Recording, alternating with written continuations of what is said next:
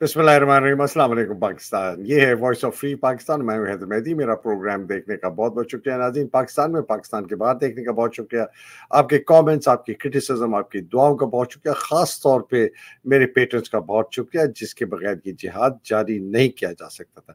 ऐ मेरे रब, मेरा सीना कुशादा कर दे, मेरा काम आसान बना दे, मेरे ज़बान की गिरा खोल दे ताकि वो मेरी बात समझ सके। कभी कभी मैं दुआ मिस कर जाता हूँ तो माजरत चाहता हूँ। आप लोग तो ऐसी चील की तरह प्रोग्राम देखते हैं कि जरा सी गलती हो जाएगी, मैं साहब ने उल्टे हाथ से कॉफी क्यों पी, सीधे हाथ से क्यों नहीं उठाए, तो माजरत चाहता हूँ जनाब। आज बहुत जबरदस्त प्रोग्राम है, बहुत डेवलपमेंट्स हैं। सबसे बड़ी डेवलपमेंट तो आपको पता है, बल्ले के निशान का जो है पेशावर हाई कोर्ट ने ऑर्डर दिया है। और एक मेरे पास बहुत ज़बरदस्त और बहुत ख़तरनाक खबर है नादरा के अंदर से। ब्रेकिंग न्यूज़ है, वो इंशाल्लाह वो भी इसकी जिक्र करेंगे। और आई थिंक हमारा बुनियादी सवाल बार बार जो हम आ रहे हैं ना, कि ये इस वक्त पाकिस्तान में ये क्यों हो रहा है, और ये अगर इसको हमने ठीक करना है तो कैसे होगा। इस पर जनाब none other than the great doctor Zafar बांगे। जनाब डॉक्टर साहब, अस्सलाम वालेकुम and welcome to the program sir. वालेकुम सलाम हैदर, और मेरे तरफ से आपके तमाम नाजरीन और सामीन को भी सलाम। वालेकुम अस्सलाम सर। सर वो आपको भी किसी ने पकड़ लिया था पिछले प्रोग्राम में किसी बात पे। जी जी, मैं उसकी वजाहत करना चाहता हूँ। पिछली मर्तबा मैंने वो अकबर अल्लाहाबादी का शेर पेश किया था, तो उसमें मुझसे अ, थोड़ी सी गलती हो गई थी, और मुझे बहुत खुशी है कि हमारे नाजरीन जो हैं वो इन इन बातों पर बहुत गौर करते हैं। तो दो तीन ने इसकी तस्हीह फरमाई। मैं वो सही जो मिसरा है वो पढ़कर सुना देता हूँ। वो सही मिसरा जो है वो है कि रकीबों ने रपट लिखवाई है जा जाके थाने में, और आखिरी दूसरा मिसरा तो सही था। तो मैं जिन नाजरीन ने इसकी तस्हीह फरमाई है, मैं उनका बहुत शुक्रिया अदा करना चाहता हूँ। इससे एक्चुअली कई बातें जो है ना वाज़ेह होती हैं। एक तो ये है कि हमारा जो प्रोग्राम है वो नाजरीन बहुत गौर से सुनते हैं, उस पर तवज्जो देते हैं, ये बड़ी अच्छी बात है। और दूसरी बात ये है कि हमारे नाजरीन जो हैं उनमें अहले इल्म, अहले ज़ौक़ और अहले अदब जो है मौजूद हैं, और इससे हमें बहुत खुशी होती है। और मेरी सबसे इल्तिजा है कि अगर कभी भी मुझसे कोई भी गलती हो जाए, बराए मेहरबानी आप मेरी तस्हीह फरमाएँ। मैं उसको सिद्क़ दिल से कबूल करूँगा, क्योंकि ये प्रोसेस ही जो है ना लर्निंग प्रोसेस है, और हम जो बातचीत करते हैं वो ये एक लर्निंग प्रोसेस है। तो मैं एक मर्तबा फिर उनका शुक्रिया अदा करना चाहता हूँ। बहुत ज़बरदस्त, बहुत ज़बरदस्त। और सर ये जिस दिन हमने सीखना हमारा अगर रुक गया, तो उस दिन समझें कि हमारी अपनी ज़ाती डेवलपमेंट भी रुक गई। और जिस दिन हमने लोगों की तनकीद को ना सुना, तो वो समझे कि हम एक सही सिमत पर नहीं जा सकते। ये बहुत ज़रूरी होता है। हो सकता है कभी-कभी हम सख्त बातें कर जाते हैं, लेकिन मैं तो कॉन्ट्रेरियन व्यू जो है ना सर, जो मेरे से इख्तिलाफ करते हैं राय, मैं उनसे कहता हूँ कि गाली अगर देनी भी है तो गाली देने के बाद फिर मुझे ना कोई मुस्बित कुछ ऐसी बातें बताओ जिसको मैं सुन के तो मैं भी सोचने लगूं कि हाँ यार, मेरा जो नजरिया है या मेरा जो तज्जिया है, इसके अंदर ये कमजोरी है, मैं ये पहलू मिस कर गया हूं। तो ये बहुत ज़रूरी है और बड़ा ही अच्छी बात की। और नाज़रीन आपका भी बहुत-बहुत शुक्रिया कि आप ये बात करते हैं। देखिए, अक्ल कुल कोई भी नहीं है। हम तो ख़ैर सवाल ही नहीं पैदा होता कि मैं तो नहीं हूँ, बंगे साहब तो ख़ैर माशाल्लाह बड़े नहीं, नहीं, ज़बरदस्त ऐसी वो कोई बात नहीं है। है। कोई कोई हमें अक्ल कुल नहीं है। हाँ, एंड वी आर हम गलतियां करते हैं। हमारी अपनी जाति भी एक बायस होता है, हमारे अपना भी तासुब होता है, हमारे अपने भी फिल्टर्स होते हैं जिनके बगैर अगर हम देखें दुनिया को तो हमें दुनिया मुख्तलिफ नजर आएगी। तो जो लोग हम पर तनकीद करते हैं या एक मुख्तलिफ राय रखते हैं, वो एक हमारा फिल्टर उठाने की कोशिश करते हैं कि हमें वो फिल्टर हटे, तो फिर हमें एक दूसरे जाविये से हम इस दुनिया को देखें। तो बहुत शुक्रिया सर, बड़ी ये जबरदस्त आज आपने वैसे बात की है। सर आगे चलते हैं। ये जो पेशावर हाई कोर्ट ने जो है मतलब गूगली तुगली पिछली अगली सब भेज दी, इसके ऊपर आपका क्या नजर है? जो इन्होंने बैट के सिंबल का ऑर्डर दे दिया है इलेक्शन कमीशन को कि जी आप ये बहाल करें पीटीआई का। बिस्मिल्लाहिर्रहमानिर्रहीम। देखिए, पेशावर हाई कोर्ट में जो ये अपील पीटीआई के लॉयर्स ने दायर की थी, उसमें जो जस्टिस कामरान हयात मियाखेल है, उन्होंने 4 घंटे तक समाअत हुई इस बात पर, गवर्नमेंट की तरफ से भी जो उनका attorney general, deputy attorney general वगैरह आए थे, उनकी कोशिश थी कि वो इस जस्टिस को कन्विंस करें कि जी वो डिसीजन आज ना दें। वो इसको इल्तिवा में रखना चाहते थे, क्योंकि उनको पता था कि अगर इसको इल्तिवा में डाल दिया उसके बाद छुट्टियाँ हो जाएँगी, तो फिर पीटीआई के पास इतना टाइम नहीं रहेगा कि वो सुप्रीम कोर्ट में अपील दायर करें। यानी अपील तो दायर कर सकते हैं, लेकिन टाइम इतना नहीं होगा कि उस दौरान में वो कोई फैसला हासिल कर सकें जिसके तहत उनको ये बल्ले का निशान अलॉट किया जाए। तो जस्टिस साहब ने, कामरान हयात ने बड़े तहम्मुल से दोनों साइड के दलाइल सुने, और जो पीटीआई के जो वकला थे, उन्होंने बहुत ही मुदल्लल अंदाज में अ, अ, कोर्ट के सामने दलाइल रखे और उन्होंने बताया कि जी 2 दिसंबर को जब हमारे हमने अपने जो इंट्रा पार्टी इलेक्शंस करवा दिए थे और ये सब कुछ इलेक्शन कमीशन के सामने रख दिया था, तो उस वक्त उन्होंने कोई एतराज नहीं किया। तो फिर 2-3 हफ्तों के बाद उनको अचानक एक ऐसा कैसे ख्याल आया कि जी ये इलेक्शन जो है सही नहीं है, हालांकि वो इलेक्शंस तो पीटीआई के अपने अंदरूनी कवानीन के मुताबिक हुए हैं, उस पर उसका इलेक्शन कमीशन के साथ कोई ताल्लुक नहीं है। और उन्होंने, इलेक्शन कमीशन ने तो कभी भी किसी दूसरी पार्टी के से कभी पूछा भी नहीं कि तुम्हारे अंदरूनी, तुम्हारे इलेक्शंस, इंट्रा पार्टी इलेक्शंस हुए हैं या नहीं। मुझे तो कोई याद नहीं पड़ता कि उन्होंने नून लीग से कभी पूछा हो। नवाज शरीफ तो ताहयात तो उसके वो चेयरमैन है, हमने तो कभी नहीं सुना कि पीपल्स पार्टी से पूछा हो या फजलुल डीजल से कभी पूछा हो। उनका सारा जो जोर है वो पीटीआई पर लगा हुआ है। तो इस लिहाज से जब जज मौसूफ ने, पेशावर हाई कोर्ट के जस्टिस कामरान हयात मियाखेल ने दलाइल सुनने के बाद उन्होंने कहा कि वो इलेक्शन कमीशन ने जो फैसला दिया है कि वो बल्ले का निशान तहरीक इंसाफ से ले रहे हैं, तो उन्होंने कहा कि वो इस फैसले को मुअत्तल करते हैं और इसकी फिर दोबारा जो समाअत होगी, जब वो कोर्ट दोबारा रिज्यूम होगा, तो 2 मेंबर बेंच जो है वो उस पर मजीद वो बातचीत करेगा। लेकिन इस वक्त वो उन्होंने इसको सस्पेंड कर दिया है। इन अदर वर्ड्स के इलेक्शन कमीशन के मुंह पे एक जबरदस्त तमाचा रसीद किया है। लेकिन ये कि अनफॉर्चुनेटली वहां पर ऐसे बेगैरत और बेहुदा लोग बैठे हुए हैं। शुरू होता है इलेक्शन कमीशन, जो जो चीफ इलेक्शन कमिश्नर है, वो ऐसे बेहुदा लोग हैं, वो तो मिले हुए हैं नून लीग के साथ, वो ऑर्डर्स लेते हैं आर्मी से, आईएसआई से, तो वो तो कोई हक की बात तो करेंगे ही नहीं। लेकिन ये कि कम अज कम पाकिस्तान में कोई तो ऐसे इदारे मौजूद हैं, बिलखुसूस पेशावर हाई कोर्ट, और अभी लाहौर हाई कोर्ट के भी कुछ फैसले आए हैं। हालांकि जैसे मैंने आपसे कई मरतबा पहले अर्ज किया है कि मुझे इन कोर्ट्स पर बहुत ज्यादा उम्मीद नहीं है और हमें उनसे बहुत ज्यादा तवक्कुआत नहीं रखने चाहिए, लेकिन कम अज कम कहीं ना कहीं कोई स्पार्क नजर आ जाता है, कोई सुन लेते हैं, तो ये बड़ी अच्छी बात है, अच्छी डेवलपमेंट है, और अल्लाह करे कि ये सही सिमत में बात चल पड़े। बहुत सही कहा सर, और ये भी बात हम बार बार करते रहते हैं कि हम उन मुहिब वतन पाकिस्तानियों से हमारी डायरेक्ट रिक्वेस्ट होती है, चाहे वो फौज में है, अदलिया में है, ब्यूरोक्रेसी में है, पुलिस में है, कि वो इस मुल्क को बचाने की जो भी वो कोशिश कर सकते करते हैं, और ये एक कोशिश है। और ये कानून के तहत फैसले में सर बड़ी बारीकी है, मैं आपको बताऊं। जस्टिस साहब ने ना जो फैसला दिया, उन्होंने कहा कि जी शेड्यूल जारी हो चुका था इलेक्शन का, और उसके बाद इलेक्शन सिंबल वापस लेना जवाज नहीं बनता। उन्होंने ये नहीं कहा कि इलेक्शन कमीशन का जो ऑर्डर है उसके अंदर वो सही है या गलत है। उन्होंने कहा कि इसकी जो टाइमिंग है वो गैर आईनी है, गैर कानूनी है। After the election schedule has been issued, उसके बाद आप जाके ना रूल्स ऑफ द गेम को तब्दील नहीं कर सकते। तो ये मैं इसलिए फैसला मुअत्तल कर रहा हूं, अगली हियरिंग जब होगी, पता नहीं फरवरी में कहीं डाली है शायद उनको, तब जाके वो फैसला होगा कि हाँ जी ये कानूनी तौर पर, आईनी तौर पर इनका इलेक्शन हुआ, और वो भी फैसला कोर्ट करेगा। उसके बाद जाके वो सुप्रीम कोर्ट में जाएगा। इलेक्शन कमीशन इसका फैसला नहीं कर सकता। तो बड़ा जबरदस्त उन्होंने एक कानूनी ये चाल चली। लेकिन सर मुझे नजर नहीं आता कि ये किसी तरीके से इनको इजाजत देंगे। Let's see.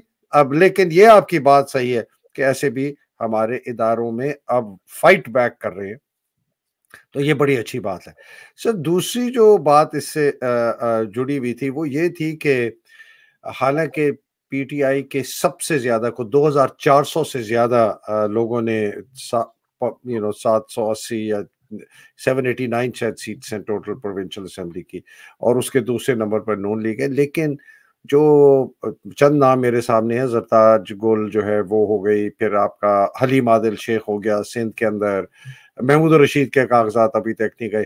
تو یہ ان تین کا تو مجھے پتہ ہے. میرے پاس جو پرسوں کی خبر تھی کہ 700 سے زیادہ جو پی ٹی آئی کے دائر کرنا چاہتے تھے, ان 2400 کے علاوہ ان کو نہیں دائر کرنے دیا کاغذات. تو یہ بھی ساتھ ساتھ چل رہا ہے سر. جی ہاں بالکل. دیکھیے نا, ہم اس پورے معاملے کو اگر ہم دیکھیں جس طریقے سے وہ پی ٹی آئی کو مائنس کرنے کی کوشش کر رہے ہیں, ہر قسم کی غیر قانونی غیر اخلاقی حرکتیں انہوں نے کی. ہم نے دیکھا اس کے اوپر سوشل میڈیا پہ کہ جناب پی ٹی آئی کے جو لوگ ہیں وہ جا کر اپنے کاغذات نامزد کرنے کے لیے جا رہے ہیں, تو راستے میں جناب پولیس والے آ کر ان سے چھین لیتے ہیں, یا پلین کلوز میں لوگ ان سے چھین لیتے ہیں. یعنی وہاں پر ان کی منہ سلائی کے والدہ پر انہوں نے حملہ کر دیا تھا. یعنی اس قسم کی یہ حرکتیں کر رہے ہیں. یہ تو اتنے جو ہے نا, یہ بالکل بھاولے کتوں کی طرح جو ہے نا وہ حرکتیں کر رہے ہیں کہ جو بھی کوئی آئے پی ٹی آئی کا اس پر ٹوٹ پڑو, اس کو جناب کاٹ ڈالو. یعنی یہ کہاں کی انسانیت ہے, کہاں کی شرافت ہے؟ آپ کیا کرنا چاہتے ہیں؟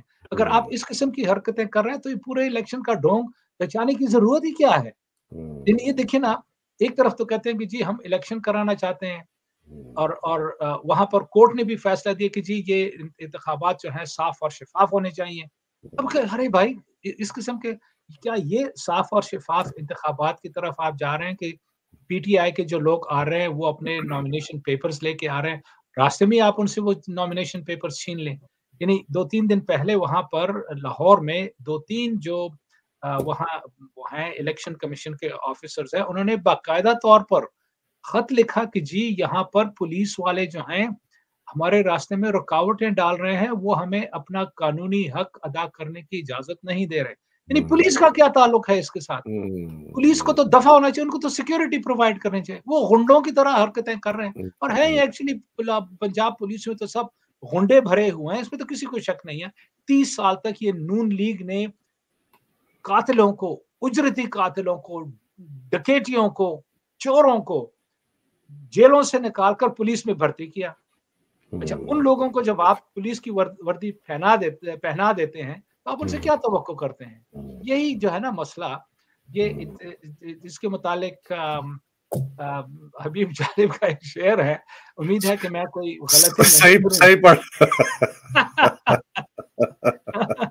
وہ کہتے ہیں کہ بھئی وہ کہتے ہیں کہ جی ہر چھچورے میں یوں ہوا بھر دی, پہنے پھرتے ہیں چور بھی وردی, درج کے نام جن کے تھانوں میں آج شامل ہیں حکمرانوں میں. یہ اس نے کے زمانے میں کہا تھا. بالکل 100% اس کا اطلاق ہوتا ہے کہ جناب دیکھیے انہوں نے چوروں کو, ڈاکوؤں کو, لٹیروں کو, قاتلوں کو جیلوں سے نکال کر پولیس میں بھرتی کر دیا, اور ان کو وردیاں پہنا دی, اور ان کو کہا جاؤ. اب عوام پر انہوں نے ان کو کتوں کی طرح چھوڑ دیا.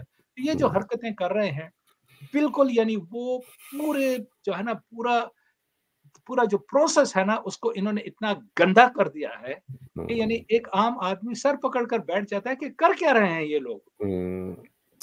سر یہ عاصم منیر نے اسی لاہور کی پولیس میں جا کے جب تقریر کی تھی آج سے کوئی 6-7-8 مہینے پہلے شروع کے دنوں میں, تو بڑا ان کو خراج تحسین پیش کیا اور کہا کہ میں تو چاہتا ہوں کہ کے پی کی جو پولیس ہے وہ بھی پنجاب پولیس جیسی بنے. یہ اتنا بےغیرت آدمی ہے, یہ اتنا گھٹیا آدمی ہے کہ اس کی نظر میں پنجاب پولیس ایک بڑی جو نمائندہ پولیس ہے پاکستان کی. اللہ اس کو غارق کرے. سر آگے چلتے سر, اسی کا ایک میرے پاس بہت اندر کی بریکنگ نیوز ہے سر, پتہ نہیں اور کسی نے شیئر کی کہ نہیں, بٹ یہ بریکنگ نیوز ہے میرے پاس آئی ہے. اور بریکنگ نیوز یہ ہے کہ عاصم منیر نے چیئرمین نادرا, وہ داڑھی والا میجر جنرل جو انہوں نے رکھا ہے, لگتا تو پتہ نہیں نمازی پرہیزگار ہے, اس کو ڈائریکٹ آرڈر دیے ہیں کہ ہر کانسٹیچوئنسی میں منیمم 15,000 انہوں نے جعلی ووٹ کریٹ کرنے ہیں ہر کانسٹیچوئنسی میں. نیشنل اسمبلی کی 266 کانسٹیچوئنسیز میں. یہ صرف آرڈرز ہیں, یہ باقاعدہ آرڈرز. میں اس لیے کہہ رہا ہوں کہ یہ ہائیسٹ لیول آف نادرا میں یہ پوری ڈسکشن ہوئی ہے اس کے اوپر کہ یہ کیسے کریٹ کریں گے. عاصم کے ڈائریکٹ آرڈر ہیں. سنا یہ ہے کہ یہ جو چیئرمین نادرا صاحب ہیں یہ بہت ناخوش ہیں by the way us order سے, اور چند اور لوگ بھی نادرا میں بڑے ناخوش ہیں, اور اسی وجہ سے یہ بات جو ہے یہ باہر نکلی ہے. تو 15,000 ووٹ فی کانسٹیچوئنسی منیمم انہوں نے جعلی شناختی کارڈ بنا کے کریٹ کرنا ہے کہ آگے اگر ان کو ضرورت پڑے تو یہ ان کو استعمال کریں گے الیکشن کی جیت کو چھیننے کے لیے پی ٹی آئی سے. کیسے کریں گے؟ 3 یہ انہوں نے ڈسکس کیے ہیں. انہوں نے کہا ہے کہ جی جو لوگ مر گئے ہیں, اللہ ان سب کے درجات بلند کرے, ابھی بھی کام آ رہے ہیں, ان کے ووٹ بنائیں ان کے ووٹ بنائیں, ان کے شناختی کارڈ کو بنائیں. ایک یہ ہے. دوسرا ہے جو پاکستان میں رہتے ہیں اور ڈیٹا بتاتا ہے کہ یہ کبھی بھی ووٹ نہیں دیتے, ان کے شناختی کارڈ ڈپلیکیٹ بنائیں اور لوگوں کے حوالے کریں. اور تیسرے اوورسیز پاکستانیز ہیں جنہوں نے کبھی ووٹ نہیں دیا, ان کے بھی شناختی کارڈ ڈپلیکیٹ بنائیں اور ان کو ان کی ووٹ لیں. تقریباً یہ سر اگر منیمم 15,000 ہے نا, یہ کوئی 40 لاکھ ہے. اگر منیمم کہہ رہے ہیں تو ایوریج زیادہ ہی ہوگی, تو اس کا مطلب ہے کوئی 50 سے 60 لاکھ کی جعلی ووٹ بنا رہے ہیں اور بنانے کا ارادہ ہے. یہ ڈائریکٹ سر میں آپ کو چیئرمین نادرا کے دفتر کے آفس کے اس کے سینئر لوگوں کی طرف سے یہ ایک خبر ہے. تو یہ 40-50 لاکھ یہ ووٹ بنا رہے ہیں. آپ کا 1 کروڑ اوورسیز پاکستانی سے جو 1% ووٹ دیتا ہے صرف, مطلب کہ آپ کا 1 لاکھ اوورسیز پاکستانی نے آج تک ووٹ دیا, اس سے زیادہ ہوا ہی نہیں ہے. ادھر اتنی زیادہ آپ کے پاس گنجائش ہے یہ کرنے کی. تو یہ ایک بہت بڑا پلان ہے. اور اب آپ کو سمجھ آ گئی ہے کہ مریم جو ہے وہ اکاڑے سے جا کے کیوں لڑ رہی ہے, شہباز شریف جو ہے پتہ نہیں کدھر کلات سے جا کے لڑ رہے ہیں یا کہاں سے لڑ رہے ہیں, بیکاز ان کو پتہ ہے کہ بڑے بڑے شہروں میں نہیں ہے, تو یہ وہاں جا کے دھاندلی کر کے شاید ان کو جتوانے کی کوشش کرے. تو میں نے کہا سر یہ ایک تو آپ کو بتا دوں اور ناظرین کو بھی بتا دوں کہ ناظرین بہت بڑا دھاندلا ہونے کا یہ پلان ہے. یہ ایک طریقہ ہے ان کے پاس سر. جی دیکھیں نا, یہ جو آپ نے خبر سنائی یہ اتنی تشویشناک خبر ہے, حالانکہ اس میں حیرت کی کوئی بات نہیں ہے, کیونکہ یہ لوگ تو حرکتیں یہی کرتے رہے ساری عمر کہ مردوں کو بھی اٹھا کر ووٹ ڈلوا رہے ہیں. وہ بھی دیکھیے ابھی تو وہ کہیں گے کہ جی یہ تو قوم کی خدمت کر رہے ہیں کہ مردوں کے ایک شناختی کارڈ بنا کر, وہ ابھی بھی ان کی افادیت ہے اس ملک میں. اور جو اوورسیز پاکستانیز ہیں جو آپ نے بتایا کہ 1 کروڑ ظاہر ہے کہ باہر ہیں, تو اگر 1 لاکھ کبھی سے زیادہ ووٹ نہیں ڈالے گئے تو دیٹ مینس کہ یعنی جو حرکتیں وہ وہاں پر کر رہے ہیں اس سے صاف ظاہر ہے کہ اوورسیز پاکستانیز کے جو وہ ہیں ووٹ ہیں وہ بہت حد تک وہ مینیپولیٹ کر سکتے ہیں. اور یہ ذمہ داری ظاہر ہے کہ اوورسیز پاکستانیز پہ پڑتی ہے کہ وہ اس قسم کی دھاندلی یا بدماشی جو ہے نہ ہونے دیں. ان کو چاہیے کہ وہ مستعد رہیں, وہ اس بات پر توجہ دیں. اور عین ممکن ہے کہ جناب کچھ لوگ جو ہیں جنہوں نے مثلاً پاکستان میں کبھی ووٹ نہیں ڈالا, اگر وہ اٹھ کھڑے ہوں اور اتفاق سے وہ آ جائیں ووٹ ڈالنے کے لیے, تو وہاں پر بھی ایک مسئلہ کھڑا ہو جاتا ہے. یعنی یہ جو اس لیول پر دھاندلی کرنے کے پیچھے لگے ہوئے ہیں, ان کو اس سے صاف ظاہر ہوتا ہے کہ وہ اتنے بوکھلا گئے ہیں. ان کو معلوم ہے کہ یہ الیکشن جو ہے اگر پی ٹی آئی کو کسی طریقے سے الیکشن میں حصہ لینے دیا گیا تو وہ کلین سویپ کریں گے.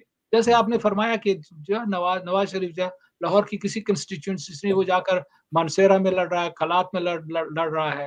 ابھی تو خبر آئی تھی کہ جناب اس میں پنجاب میں مریم جو ہے وہ نیشنل اسمبلی کے حلقہ 119 سے وہ اس نے پیپرز دائر کیے تھے. جب اس کو معلوم ہوا کہ سنم جاوید نے بھی وہاں پر اپنے پیپرز دائر کیے تو وہاں سے بھاگ کر 120 میں چلے گئی. یہ وہ عورت ہے مریم نواز جو کہ وزیر اعلیٰ پنجاب کے وزیر اعلیٰ بننے کے خواب دیکھ رہی ہے, اور حالت اس کی یہ ہے کہ وہ اپنے ہی شہر سے اس کنسٹیٹوئنسی سے بھاگ رہی ہے. یعنی یہ تو ان لوگوں کی حالت ہے, یہ بھونڈی حرکتیں جو کر رہے ہیں.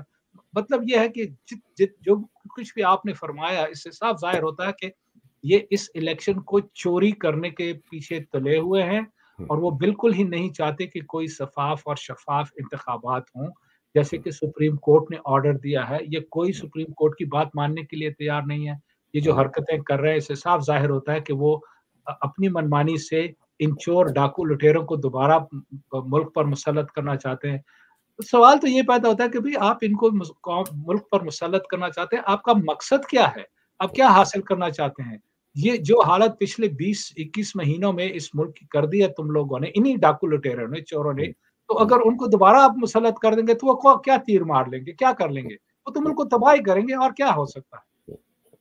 सर बिल्कुल आपने सही फरमाया और बड़ी इंटरेस्टिंग बात है। मैंने एक लॉयर से बात की कि यार ये इस तरह का जो प्लान है, जब ये मुझे खबर मिली तो इसका क्या तोड़ है? कहता है सर इसका कोई तोड़ नहीं। मैंने कहा क्यों? अगर लोग जाएँगे वो कहेंगे नहीं जी हमने तो वोट देना, वो कहेंगे जी आपका तो वोट डल गया। तो कहते हैं आप क्या करेंगे? आप जाके या तो एहतजाज करेंगे, 2 थप्पड़ मारेगा कांस्टेबल, वो आप परे जाएँगे, या आप जाके अ आपका जो उम्मीदवार है वो जाके इलेक्शन कमीशन में पिटीशन दायर करेगा कि जी ये धांधली हुई है। कहते हैं जी 5-5 साल लगते हैं इलेक्शन पिटीशंस को फैसला होने में। जब तक इनके फैसले होंगे ये इलेक्शन की, ये असेंबली की जो मुद्दत है वो भी पूरी हो जाएगी। तो कहते हैं इसके खिलाफ सिर्फ एक रास्ता है। मैंने कहा क्या है? कहते हैं जी इसके खिलाफ सिर्फ एक रास्ता है कि अगर लोगों को पता चला कि नताइज उनसे छीने जा रहे हैं, तो वो पूरे पाकिस्तान में बाहर निकले, और वो वक़्त होगा जब इनको अपना ज़ोर बाज़ू इस्तेमाल करना पड़ेगा अपने हकूक़ करने के लिए।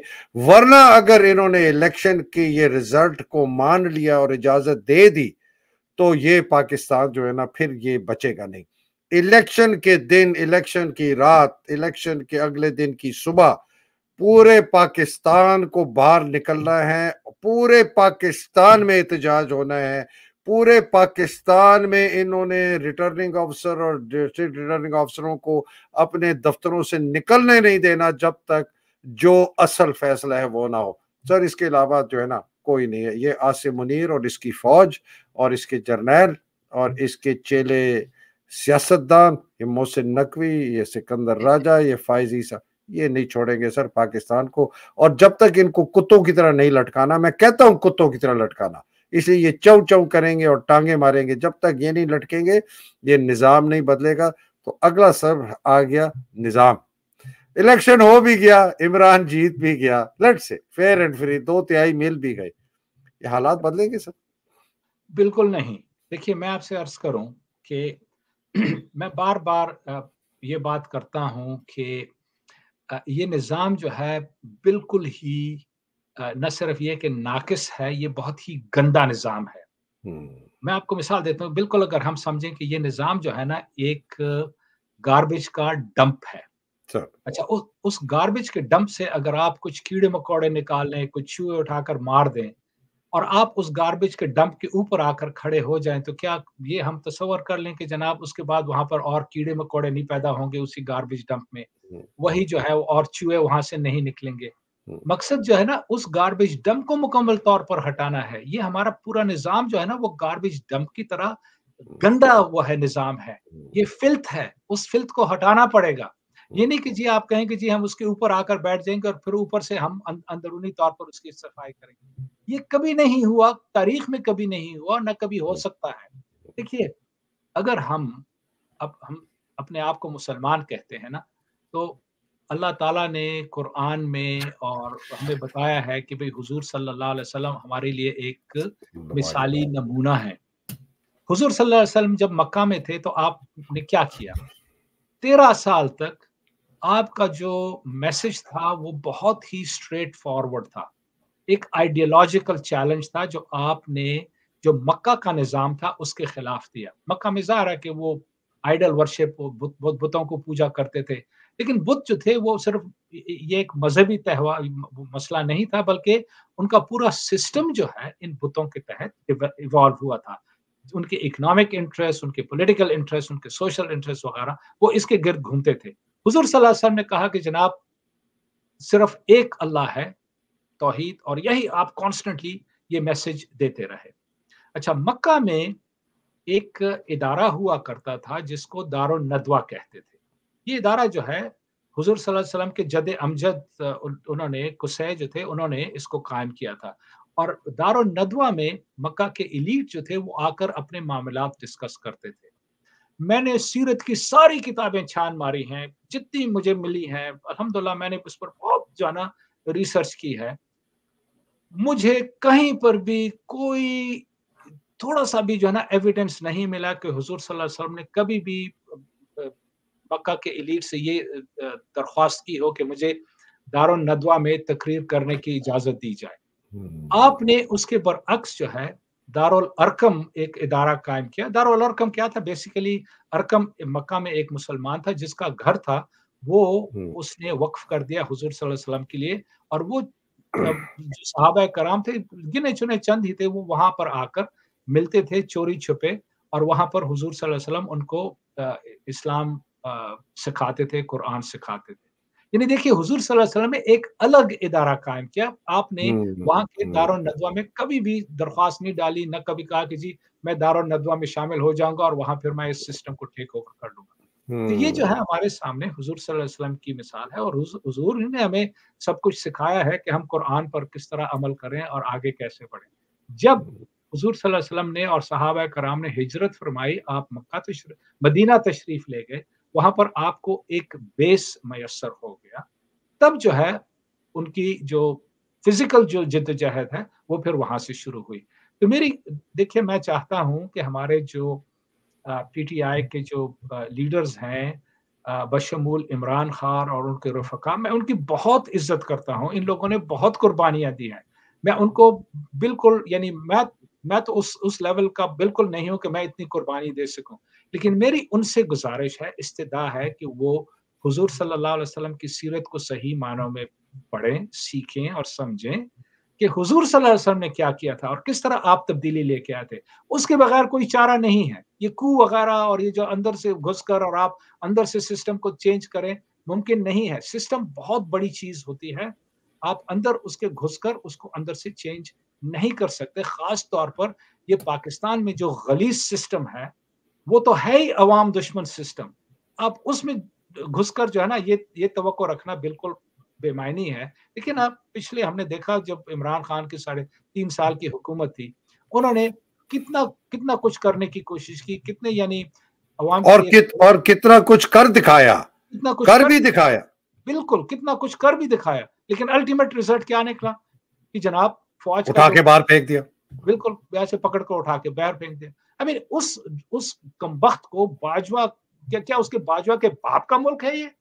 यानी किस किस बेसिस पर जनाब वो उठकर एक इलेक्टेड प्राइम मिनिस्टर को पावर से हटा देता है।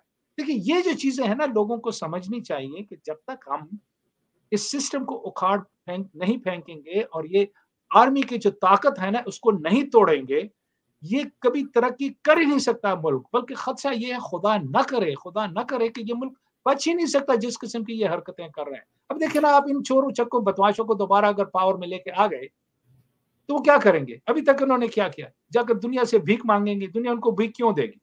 और देखते हैं कि भाई ये मुल्क तो जो है उसका दिवाला निकल चुका है। ये तो पनप भी नहीं सकता है, तो किसका दिमाग खराब है? जो जिन लोगों के पास पैसे हैं, वो इसलिए थोड़ी किसी को देते हैं कि जी वो डुबो दें अपने पैसे।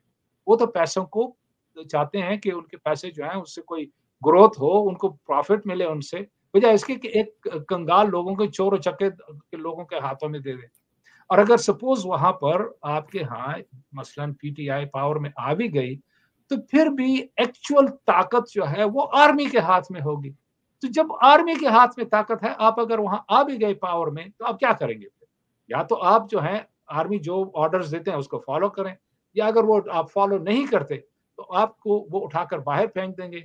और तीसरा ऑप्शन आपके पास है कि आप उनके खिलाफ लड़ें। तो ये चीज़ें जो है ना इनको इस इन बातों पर क्लैरिटी की ज़रूरत है, ताकि हम हालात को सही तरीके से समझें और इस पर फिर सोच विचार करें कि हमने आगे किस तरह जाना है। सर बहुत ही ज़बरदस्त ये आपने इतनी क्लैरिटी से दिया और रसूल सल्लल्लाहु अलैहि वसल्लम की सीरत से जो आपने ये दारुल नदवा और दारुल अरक़ाम की बात जो की है, ارقم کی بات کی ہے، یہ تو اتنی کلیئرٹی ہے کہ آپ کو ایک پیرلل سسٹم بنانا پڑے گا.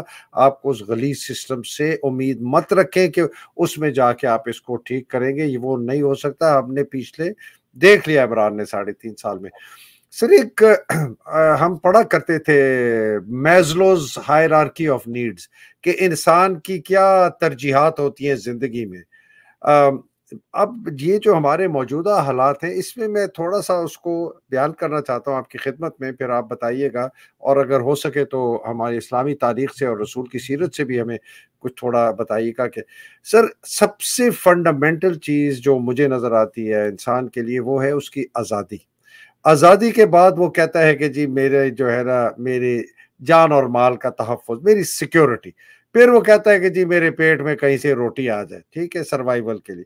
پھر وہ کہتا ہے کہ جی میرے سر پر جو ہے نا کوئی چھت آتا ہے جس کو ہم کہتے ہیں کہ جی اس کے بعد جب اس کا پیٹ بھر جاتا ہے، سر پہ چھت ہوتی ہے، تو پھر وہ کہتا ہے کہ اچھا یار میری صحت بھی ٹھیک ہونی چاہیے، اور میں بیمار ہوں تو دوائی ملے، پھر تعلیم ملے. پھر اس کے بعد کہتے ہیں کہ وہ اپنا نوکری ملے، کیونکہ میں ذریعہ معاش کماؤں، کو میں کاروبار کروں. جب یہ سب چیزیں ہو جاتی ہیں سر، اس کے بعد وہ پھر کہتا ہے تھوڑا آرام اور آرائش ہو. اس کے بعد جا کے وہ فنون لطیفہ اور ہماری شعر و شاعری اور ادب اور ڈرامہ اور کتابیں اور اس قسم کی چیزیں آتی ہیں. اس کا فنڈامنٹل پریمس پہلے ہے سر آزادی. جب تک آزادی نہیں ہوگی یہ ساری ایوولوشن ہو ہی نہیں سکتی انسان کی اور سوسائٹی کی. جی. تو یہ پاکستان میں جو یہ آزادی غصب کر دی گئی ہے، اور یہ کس نے غصب کی ہے اور یہ کیوں غصب کی جا رہی ہے، اس کے پیچھے فورسز کون ہیں اور ان کے پاس طاقت کہاں سے آتی ہے، یہ بھی کلیئرٹی سر ہمیں چاہیے لوگوں کو بتانے کے لیے. کہ یہ آپ کو جب تک آپ آئیڈینٹیفائی نہیں کریں گے وہ سنگل سورس جو کہ اس سارے کینسر کی وجہ ہے، یہ آپ کبھی بھی ایک آزاد سوسائٹی نہیں بن سکتے. سر جی، قبل اس کے کہ میں اس پر بات کروں، میں ایک اور بات عرض کرنا چاہتا ہوں، اور وہ یہ ہے کہ میں اس وقت سیرت پر ایک اور کتاب لکھ رہا ہوں جس کا ٹائٹل ہے from دارالارقم to Masjid النبوی، the transformative power of the سیرہ. اس کتاب میں نے ایکچولی وہ سٹیپ بائی سٹیپ حضور صلی اللہ علیہ وسلم کی جو جدوجہد تھی کہ کس طریقے سے آپ نے لوگوں کو منظم کیا، کس طرح ان کو تیار کیا، اور پہلے 13 سالوں میں جس طریقے سے آپ نے ایک آئیڈیالوجیکل میسج لوگوں کو ڈیلیور کیا کہ جی ہم نے اس سسٹم کو جو ہے نا ریجیکٹ کرنا ہے، اس سسٹم کے ساتھ ہمارا کوئی سروکار نہیں ہے. یہ ایک بنیادی مسئلہ جو ہے جب لوگوں کے ذہن میں مکمل طور پر یہ بات بیٹھ گئی، تب جو ہے وہ لوگ پھر ہر قسم کی قربانی دینے کے لیے تیار تھے. اچھا، اب آئیے آپ کے سوال کی طرف. بالکل صحیح ہے کہ جب تک دیکھیے نا حضور صلی اللہ علیہ وسلم نے لوگوں کے ذہنوں کو آزاد کیا اس غلامانہ نظام سے، وہ جو بتوں کا جو نظام تھا جس کے تحت وہ لوگوں کو ایکسپلائٹ کرتے تھے، ایک مخصوص ٹولہ تھا. دیکھیے آج کل جو اگر آپ کمپیئر کریں نا جو اس وقت کے مکہ میں جو مشرکین تھے، وہ بالکل ہی ویسے ان کا رویہ تھا جیسے کہ آج کل پاکستانی فوج کا ہے. پاکستانی فوج کے جو سربراہ ہیں، جو لوگ ہیں، یہ وہی اسی قسم کی ان کی ظالمانہ ذہنیت تھی. وہ کسی کو انسان سمجھتے ہی نہیں تھے، ہر قسم کا ظلم ان پر کرتے تھے. یہ ایگزیکٹلی پیرلل سچویشن ہے. ہمیں اس چیز پر توجہ دینی چاہیے کہ دیکھیے جب تک ہم اسلام کے میسج کو، حضور صلی اللہ علیہ وسلم کی سیرت کو آج کے حالات پر اپلائی نہیں کریں گے نا، ہم اس دلدل سے نہیں نکل سکتے. حضور صلی اللہ علیہ وسلم نے تو ہمیں دکھا دیا ہے کہ کس طریقے سے ہم نے جد و جہد کرنی ہے، کس طریقے سے ہم نے اسلام کا منصفانہ نظام قائم کرنا ہے. ظاہر ہے کہ اس میں قربانیاں دینی پڑیں گی، اس میں کوئی شک نہیں ہے. قربانیوں کے بغیر کچھ حاصل نہیں ہو سکتا. پورے انبیاء کی آپ تاریخ اٹھا لیں، قرآن کو پڑھیں تو اس میں انبیاء کے ساتھ کیا کیا مظالم نہیں ہوئے. لیکن یہ کہ مقصد تمام انبیاء نے تو ایک ہی پیغام دیا کہ جی اللہ ایک ہے، اللہ کی وحدانیت پر زور دیا. روز آخرت ہے جہاں پر ہر ایک کا احتساب ہوگا. یہاں پر تو نہ کوئی احتساب کو تسلیم کرتا ہے، نہ کوئی جناب کہتے زبانی تو کہہ دیتے ہیں کہ جی ہاں اللہ ایک ہے، لیکن یہ تو مانتے ہیں امریکہ کو اپنا خدا، نعوذ باللہ. تو ان لوگوں سے ہم کس خیر کی توقع کر رہے ہیں؟ دیکھیے ان چیزوں پر کلیئرٹی کی بہت ضرورت ہے. اور جیسے آپ نے فرمایا کہ دیکھیے سب سے پہلے انسان چاہتا ہے کہ اس کو آزادی میسر ہو، پھر اس کے بعد جو ہے جان اور مال کا تحفظ، روٹی کپڑا، پھر اس کے بعد بچوں کی تعلیم اور کوئی گھر، اور پھر ذریعہ معاش وغیرہ وغیرہ، یہ چیزیں جو ہیں یہ ساری انسان کی زندگی کی ضروریات ہیں۔ لیکن بنیادی جو بات ہے وہ یہ ہے کہ انسان آزاد ہو۔ دیکھیے میں آپ کو ایک مثال پیش کرتا ہوں۔ دیکھیے اگر آپ شیر جو ہے نا، وہ اس کو کہتے ہیں کہ جی وہ جنگل کا بادشاہ ہے، لیکن اگر اسی شیر کو پکڑ کر سرکس میں جب اس کو لے کے آتے ہیں، اللہ اللہ، وہ جناب وہ شیر جو ہے نا، جو سرکس کا رنگ ماسٹر ہوتا ہے، وہ ایک کوڑا لے کر اس شیر کو جب وہ کوڑا ہلاتا ہے تو شیر اچک کر جا کر وہ سٹول کے اوپر بیٹھ جاتا ہے۔ یعنی اس نے اس کو اس طریقے سے اس کے ذہن کو انہوں نے مفلوج کر دیا ہے کہ وہ شیر جو جنگل کا بادشاہ ہے وہ اب اس رنگ ماسٹر کا غلام بن گیا ہے۔ ہماری بھی وہی کیفیت ان لوگوں نے بنا دی ہے، آرمی والوں نے اور امریکہ نے ہمیں بالکل ذہنی طور پر غلام بنا دیا۔ ہمیں اس غلامی سے نکلنا ہوگا، اور جب تک کہ ہم اس بات کو صحیح طریقے سے نہیں سمجھیں گے ہم اس غلامی سے نہیں نکل سکتے۔ اور ہمارے لیے یہ سارا طریقہ راستہ جو ہے وہ حضور صلی اللہ علیہ وسلم نے اپنی سیرت سے کر دکھایا ہے۔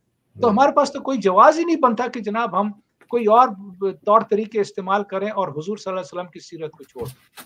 واہ واہ واہ سر، آپ نے اسی جو آپ نے بات کی تھی نا سیکریفائس کی، اور آپ نے انبیاء کی سیکریفائس کی سر، رسول کی زوجہ جو پہلی بی بی خدیجہ کا سر ذرا ذکر کریں کہ ان کا انتقال کی وجہ کیا تھی؟ بالکل، دیکھیے یہ اتنا اہم معاملہ ہے کہ حالانکہ حضرت خدیجہ جو تھی بہت ہی اچھے گھرانے کی خاتون تھی، وہ بہت ہی پراسپرس خاتون تھی، ان کا بہت مال تھا، مال و دولت تھی، اور وہ بہت ہی سکسیسفل بزنس وومن تھی۔ اچھا، جب ان کی شادی ہوئی حضور صلی اللہ علیہ وسلم سے تو حضرت خدیجہ نے اپنا سارا مال جو ہے حضور صلی اللہ علیہ وسلم کے لیے وقف کر دیا کہ آپ اس کو اسلام کے لیے جس طریقے سے بھی استعمال کرنا چاہیں، یہ آپ کی خدمت پہ حاضر ہے۔ ظاہر ہے کہ حضور صلی اللہ علیہ وسلم نے اس سے اسلام کی خاطر استفادہ کیا، اسلام کے پرچار کے لیے۔ لیکن حضرت خدیجہ کا انتقال دیکھیے اس وقت ہوا جب کہ حضور صلی اللہ علیہ وسلم کے مکہ زندگی کے 7ویں سال سے لے کر 10ویں سال تک جو شعب ابی طالب میں مسلمانوں کو محصور کر دیا تھا۔ شعب ابی طالب جو ہے ایک گڑی تھی جہاں پر کہ ایک ویران سی جگہ تھی، جہاں پر نہ کوئی پانی تھا، نہ کوئی مطلب کہ روٹی میسر تھی، کھانا وانا کچھ میسر نہیں تھا، ایک ویران سی جگہ تھی۔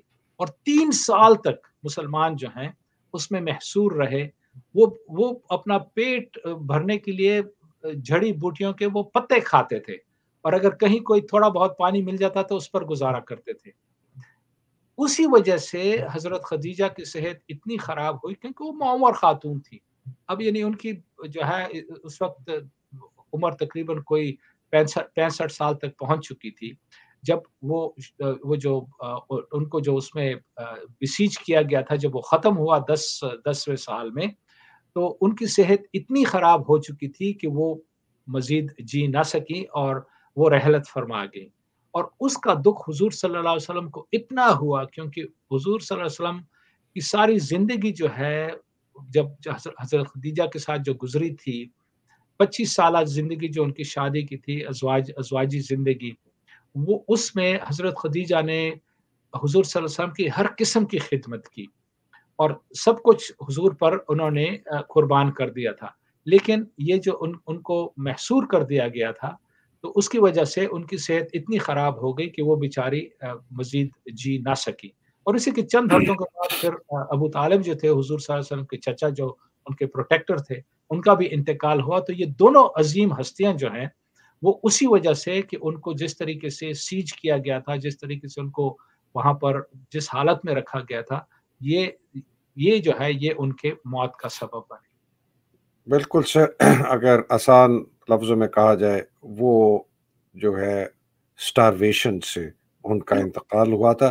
اور آپ سوچیں سر کہ رسول اللہ کے لیے کتنا آسان تھا کہ اس وقت وہ ان کے ساتھ کہتے تھے کہ بھائی اچھا میری جان چھوڑو، میری بیوی کی جان بچا لو، وہ بیچاری بھوک سے مر رہی ہے، کوئی پانی لا دو، میں آپ کی باتیں مان لیتا ہوں، ہم واپس مکہ آ جاتے. کتنا آسان تھا سر ان کے لیے کرنا، لیکن بالکل، انہوں بالکل. نے نہیں کیا. سر یہ ہماری قوم جو ہے، پاکستانی قوم یا مسلمان قوم جو ہے، اگر ہم اپنے رسول کی سیرت سے نہیں سیکھیں گے کہ کتنی بڑی قربانی رسول اللہ نے خود دی اپنی زوجہ 25 سال کی، ان کو سامنے جاتے ہوئے دیکھتے ہوئے کہ وہ بھوک سے اور افلاس سے. اللہ معافی سر.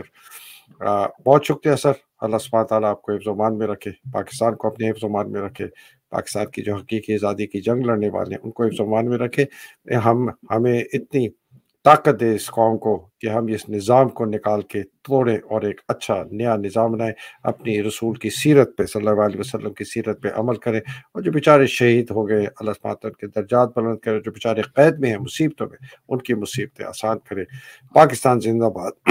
پاکستان پائندہ باد. الہی آمین. السلام علیکم. خدا حافظ سر. السلام علیکم.